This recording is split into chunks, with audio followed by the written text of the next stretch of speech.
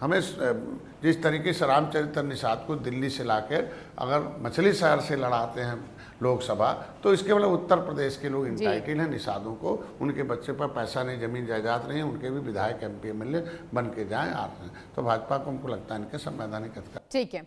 अच्छा, आपने हाल में कहा था कि अगर बीजेपी ने मांग नहीं मानी तो उसे भी सत्ता से बाहर होना पड़ सकता है।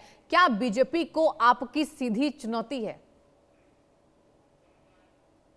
जैसे इनके लोग कहते हैं कि डॉक्टर साहब ने मंत्री पद ले लिया इसलिए आरक्षण नहीं मिल रहा। आरक्षण भाजपा लिखे, हम आज ही देने के लिए भाजपा आरक्षण लिख दे, हम एक को सीट नहीं मांगेंगे, बल्कि फ्री में प्रचार करेंगे, जितवाएंगे। हमारे समाज को आरक्षण चाहिए।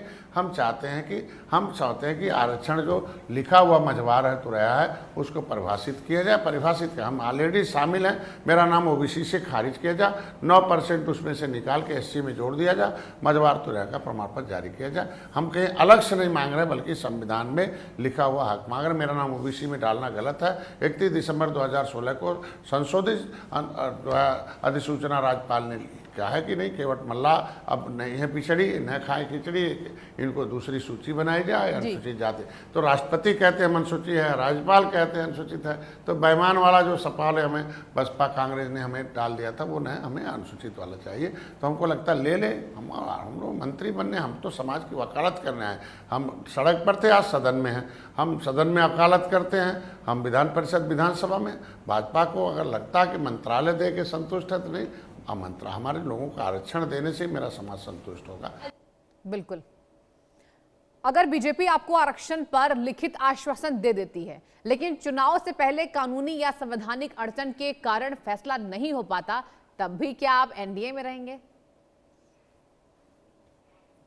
पहल तो करना चाहिए ना। जिस तरीके से 2022 में जब मैंने कहा कि बिना आपको इस पे काम हम वोट नहीं मिलेगा, तो 2021 में माननीय योगी जी ने पत्र लिखा RGI को, RGI ने लिख दिया सामाजिक न्याय। तो आज पहल तो करें, जो उन्होंने कहा है, जो पत्र है उसे लागू करने के लिए कमेटी तो बनाए, प्रस्ताव तो भिजवाए दिल्ली में कि भाई ये अनुसूचित जाति की सूची में सूचीबद्ध है, ये 9% OBC से गलती से पड़ा हुआ संशोधित भी है, एक प्रस्ताव भेज दिया जाए, कह दिया जाए भाई इसको OBC से 9% काट के SC में डाला जाए। क्योंकि अभी इन्होंने एक शासनादेश जारी किया है, क्या नाम, उत्तराखंड में, कि शिल्पकार जाति नहीं जातियों का समूह है।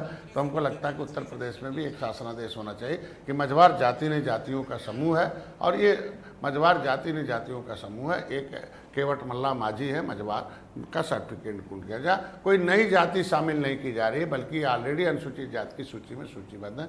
ये एक शासनादेश जारी करें और 9% OBC में ब्रेक करें, खारिज करें और जोड़ें। क्योंकि हमारा नाम गलती से OBC में डाल के लोगों ने नौकरी लूट रहे।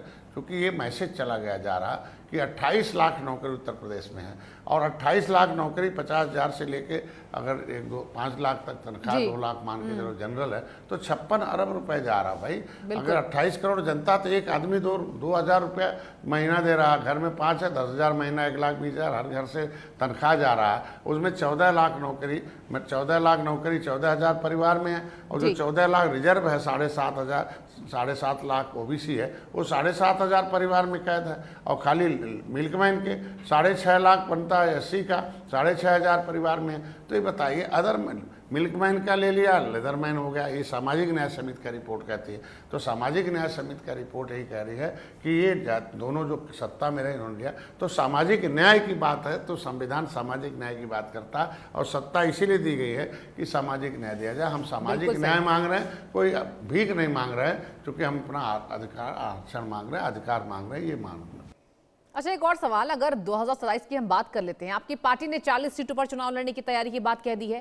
क्या बीजेपी के सामने 40 सीटों की मांग आपका अंतिम फॉर्मूला है? क्या कहेंगे संजय जी?